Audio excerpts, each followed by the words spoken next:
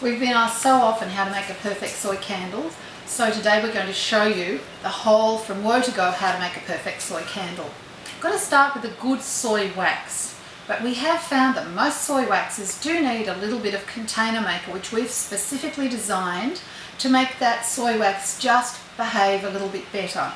If you use a kilo of soy wax, 50 mils of container maker, and 50 to 80 mils of fragrance, then your candle should work perfectly. I would suggest you get yourself a lovely pot like this. This sits in water, and I'll show you how we do it on a more professional level. This sits in water so that it's only the heat of the water that is going to melt the wax. Alright, so you've got a kilo of soy wax, 4 containers, 50 mils of container maker, and 50 to 80 mils of your favourite fragrance. Okay, now the pot sits in water.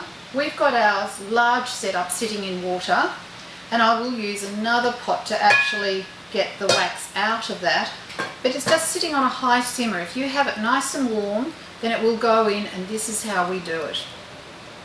First of all, this jar has a lid on it, so you're going to need to mark it so you don't overfill it. Here we've got one being done with a dot, which can be removed later. Alternatively, you can get a fill line by putting a piece of tape there, and you fill to the top of that line. Now you can remove the lid easily. We'll do it with a second one as well, because I'm going to show you something different with that one. So we've got 2 jars ready to go.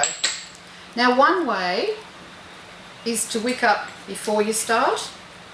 These wicks are pre-waxed, that's called primed, nice and straight.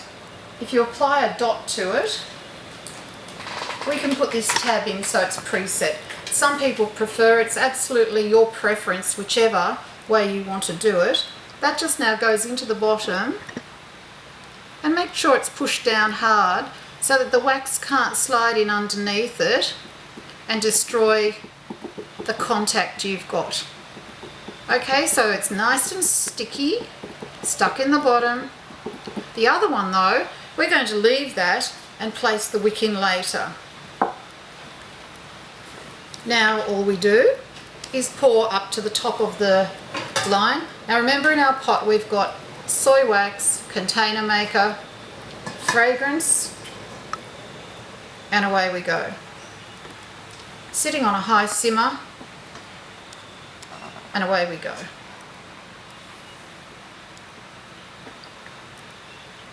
With this situation, we're going to be waiting until the wax cools down a little bit, whereas this one we can just put the wick there and it's ready to go.